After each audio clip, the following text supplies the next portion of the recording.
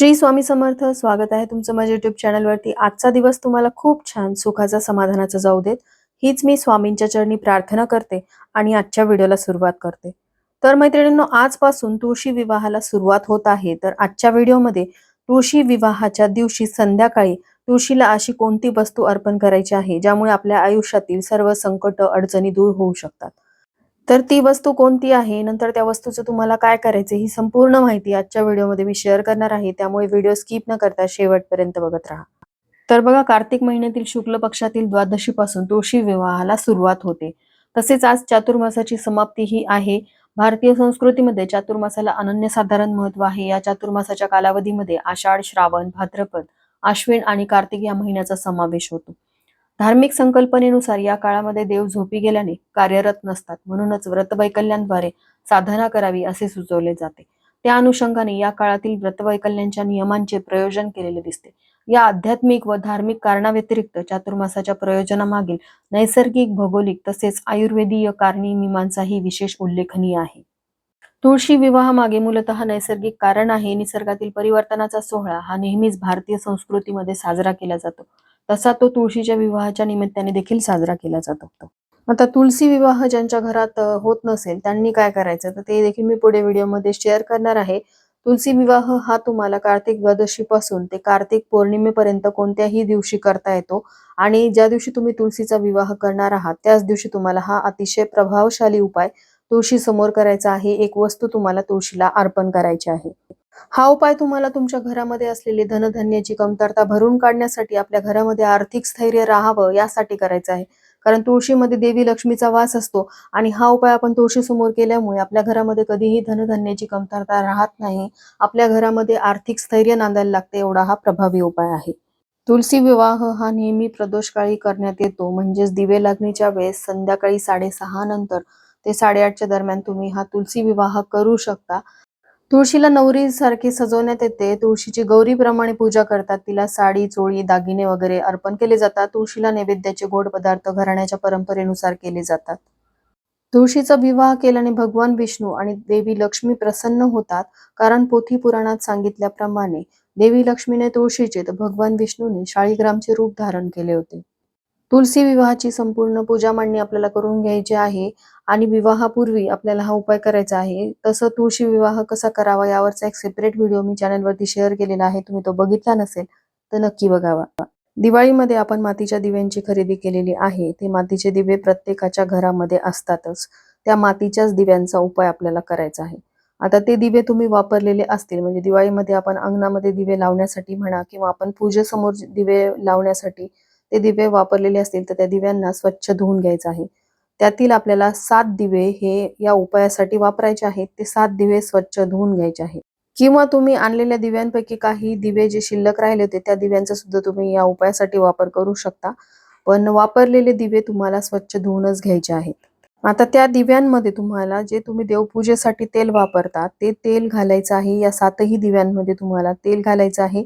किंवा तुम्ही शुद्ध गाईच्या तुपाचा सुद्धा वापर करू शकता. पण शुद्ध गाईचं तूप हे प्रत्येकाकडे असेलच असं नाही. त्यामुळे तुमच्या देवघरासमोर दिवा प्रज्वलित करण्यासाठी जे तेल तुम्ही वापरता तेच तेल तुम्हाला या 7ही दिव्यांमध्ये घालायचं आहे. पण दिवे लागणीच्या वेळेस आपण शुद्ध गाईच्या तुपाचा एक दिवा तुळशी समोर प्रज्वलित करत असतो. तो दिवा आवर्जून प्रज्वलित करायचा आहे. लक्ष्मी प्राप्तीसाठीचा तो उपाय तुम्हाला करायला विसरायचं नाही. म्हणजे हे 7 दिवे वेगळे आणि तुळशी समोर नित्यनेमाने जो आपण एक दिवा प्रज्वलित करतो तो दिवा वेगळा, असे एकूण 8 दिवे आपल्याला तुळशी समोर लावायचे आहेत. तर बघा, हे 7 दिव्यांचा उपाय आपण करणार आहोत. तर हा तुळशी विवाहाच्या दिवशी का करायचा आहे, कारण आपण लग्न सोहळा करत असताना हिंदू धर्मामध्ये 7 फेरे घेतले जातात. 7 वचनांचं प्रतीक म्हणून हा प्रत्येक दिवा आपल्याला तुळशी मातेसमोर अर्पण करायचा आहे.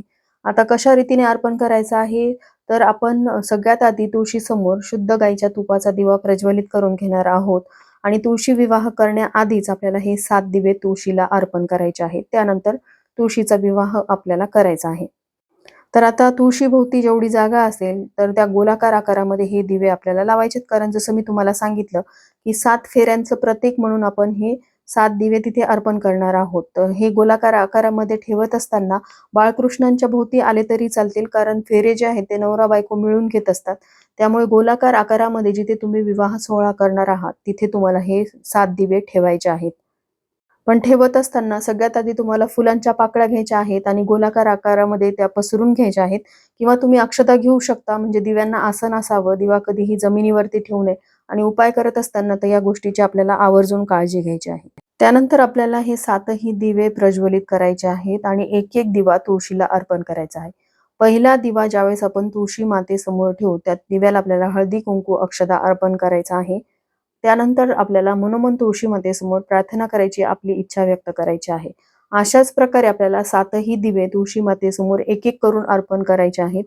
सर्व दिवे ठेवून झाल्यानंतर जीही तुमची इच्छा आहे, जसं की माझ्या घरामध्ये धनधान्याची, सुख समृद्धीची कमतरता पडू देऊ नकोस, माझ्या घरावर येणारी सर्व संकट विघ्न दूर कर, अशी प्रार्थना तुळशीसमोर आपल्याला करायची आहे.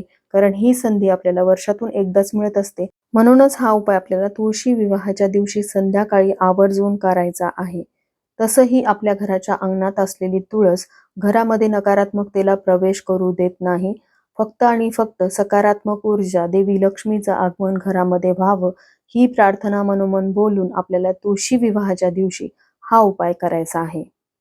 त्यानंतर सगळ्यात महत्त्वाची गोष्ट म्हणजे, आता ज्यांच्या घरामध्ये तुळशी विवाह होत नसतील, काही कारणास्तव बऱ्याच जणांच्या घरामध्ये तुळशी विवाह हे केले जात नाहीत, किंवा गावाकडे केले जातात, त्यामुळे मग ते जिथे राहतात तिथे ते तुळशी विवाह करत नाहीत. मग अशा वेळेस त्यांनी हा उपाय करावा का? तर हो, नक्कीच तुम्ही करू शकता. लक्ष्मी प्राप्तीसाठीचा उपाय आहे. तुमच्या घरामध्ये जरी तुळशी विवाह होत नसेल तरी एक लाल रंगाची चुनरी म्हणजेच ओढणी आणि हे 7 दिवे तुम्ही तुळशीला तुळशी विवाहाच्या दिवशी म्हणजेच कार्तिक द्वादशीपासून ते कार्तिक पौर्णिमेपर्यंत कोणत्याही एका दिवशी संध्याकाळी दिवे लागणीच्या वेळेस अर्पण करू शकता. सांगितल्याप्रमाणेच तुम्हाला उपाय करायचा आहे. जरी तुमच्या घरामध्ये तुळशी विवाह होत नसेल तरी तुळशी मातेसमोर हा तुम्ही उपाय केल्यामुळे तुमच्या घरामध्ये धनधान्याची, सुख समृद्धीची कधीही कमतरता भासणार नाही. एवढा हा प्रभावी उपाय आहे. आता ज्यांच्या घरामध्ये तुळशी विवाह केला जातो त्यांनी मग विवाहाच्या आधी म्हणजे मंगळाष्टका म्हणण्यापूर्वी हा उपाय करून घ्यायचा आहे आणि त्यानंतर तुळशीचं लग्न लावायचं, म्हणजेच मंगळाष्टका म्हणायच्या आणि त्यानंतर तुळशीची आरती वगैरे करायची. अशा प्रकारे हा उपाय करायचा आहे. आणि ज्यांच्या घरामध्ये तुळशीचे लग्न केले जात नाही त्यांनी फक्त उपाय करायचा आहे, तुळशीसमोर मनोमन प्रार्थना करायची आहे. सांगितल्याप्रमाणे 7 दिव्यांचा उपाय हा 7 वचनांचे, 7 फेऱ्यांचे प्रतीक आहे. त्यामुळे प्रत्येकाने तुळशी विवाहाच्या दिवशी हे 7 दिवे प्रज्वलित करायचे आहेत आणि तुलसी विवाह करून कन्यादानाचे पुण्य मिळवायचे आहे. तर चला, झालेली सेवा मी स्वामींच्या चरणी अर्पण करते. इथेच व्हिडिओचा एंड करते. व्हिडिओ आवडला असेल तर लाईक, शेअर, सबस्क्राईब करायला विसरू नका. भेटूयात अशाच एका नवीन व्हिडिओसोबत. तोपर्यंत सर्वांना श्री स्वामी समर्थ.